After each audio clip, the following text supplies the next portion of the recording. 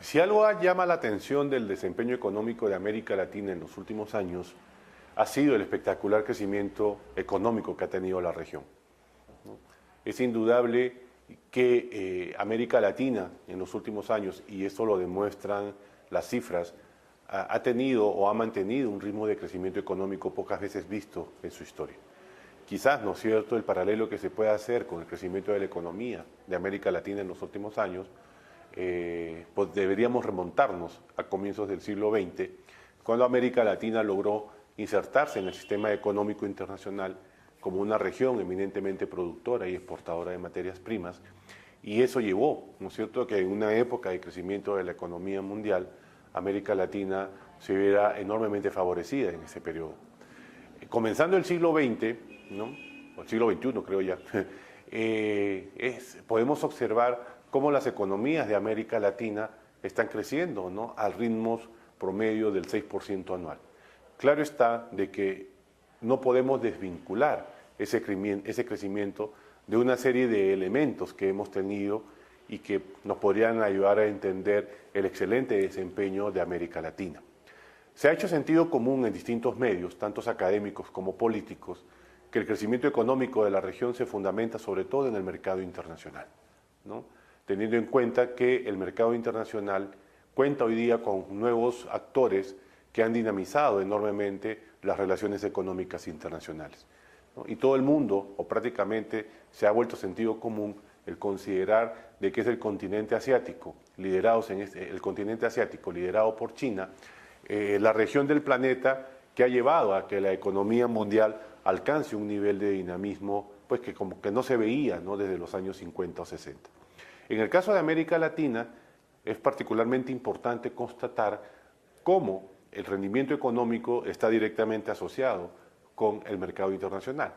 en el sentido, ¿no es cierto?, de que parte importante de este desempeño se ha visto jalonado por la incesante demanda de materias primas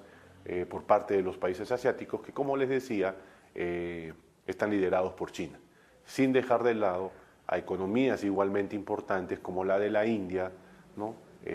Japón, que a pesar de haber vivido años de recesión, mantiene una actividad económica bastante importante, pero creo yo de que podemos observar el rendimiento económico de América Latina como un rendimiento pocas veces visto en la historia. Como yo les decía hace un momento, parte de ese crecimiento se debe sobre todo, ¿no?, al impulso dado al comercio mundial por parte de los países asiáticos, fundamentalmente China, ¿no? Pero no solamente eso, el hecho de que el crecimiento de la economía china haya llevado a que el precio de las materias primas, de las cuales América Latina sigue siendo un exportador neto, que el precio de las materias primas se haya incrementado de manera notable, ¿no? Por poner un ejemplo, ¿no?, hoy día la onza de oro se cotiza aproximadamente en $1.600, cuando hace unos 8 o 10 años esa misma onza costaba $250, ¿no? O sea, podemos observar cómo el precio del cobre, del plomo, del estaño, del aluminio en el sector minero, como también, ¿no es cierto?, el incremento en el precio de la carne, de los cereales, de toda una serie de productos de origen agrario, tienen que ver, ¿no?, con de origen agropecuario, tienen que ver con este jalonamiento de la demanda a partir del crecimiento de la economía en China. Pero no es menos cierto, ¿no es cierto?, que en América Latina durante muchos años se acumularon toda una serie de elementos y de condiciones que han llevado a que la región pueda posicionarse hoy día en un lugar expectante dentro de la economía mundial. Creo yo que deberíamos tomar, ¿no es cierto?, como ejemplo el caso brasileño. El caso Brasil, a mi modo de ver, vendría a ser, ¿no?, el único caso exitoso de industrialización dirigida en América Latina,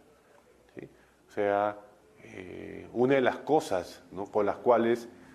uno de los elementos que se utilizó mucho para justificar la apertura neoliberal en los años 90 fue el considerar que el modelo sustitutivo de industrialización sustitutiva había fracasado. Ese modelo proteccionista, ese modelo estatizante, ese modelo, ¿no es cierto?, que llevó al aislamiento de los países de América Latina del escenario económico internacional. Pero uno no puede dejar de desconocer, por ejemplo, cómo hoy día la economía más importante de la región, ¿no?, es justamente exitosa, o la podemos considerar como exitosa, porque es continuidad de un modelo de desarrollo que se inició hace ya 50, 60 años y que hoy día, ¿no es cierto?, puede llevarnos a decir de que Brasil se constituye, ¿no?, en el caso de industrialización exitosa, de industrialización sustitutiva exitosa en la región. Por poner un ejemplo, el 70% de las exportaciones brasileñas hoy en día son productos manufacturados, ¿no? Y teniendo en cuenta además que Brasil tiene un mercado ampliamente diversificado, en el sentido de que no orienta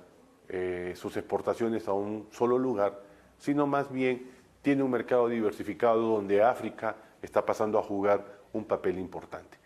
Entonces, por ejemplo, Brasil, siendo un caso exitoso de industrialización sustitutiva, le ha permitido, ¿no?, posicionarse en un rol expectante, no solamente en la región, sino a escala global, ¿no? Se considera Brasil la octava, novena economía del planeta y a la vuelta de unos pocos años puede seguir ascendiendo en el ranking de países, ¿no es cierto?, económicamente desarrollados. Pero sobre todo teniendo en cuenta de que Brasil pudo construir un mercado interno, pudo llevar adelante un proceso de industrialización, de desarrollo económico fundamentado, ¿no?, sobre todo en la maximización, en la utilización de sus recursos. Uno puede observar entonces cómo la región adelanta o tiene tiene un crecimiento económico bastante importante, pero salvo Brasil, ese proyecto estas perspectivas de crecimiento económico están fundamentadas sobre todo en un tipo de inserción económico-estructural, histórico-estructural, en donde el papel relevante lo siguen desempeñando las materias primas. O sea, por ejemplo, el caso peruano, el caso chileno, ¿no?, el 70-60% de sus exportaciones son minerales, ¿no? En el caso de Bolivia, petróleo, gas, ¿no? En el caso de Ecuador, petróleo, banano, camarones, en el caso de Colombia, carbón, hierro, petróleo, en el caso de Venezuela, petróleo y así sucesivamente.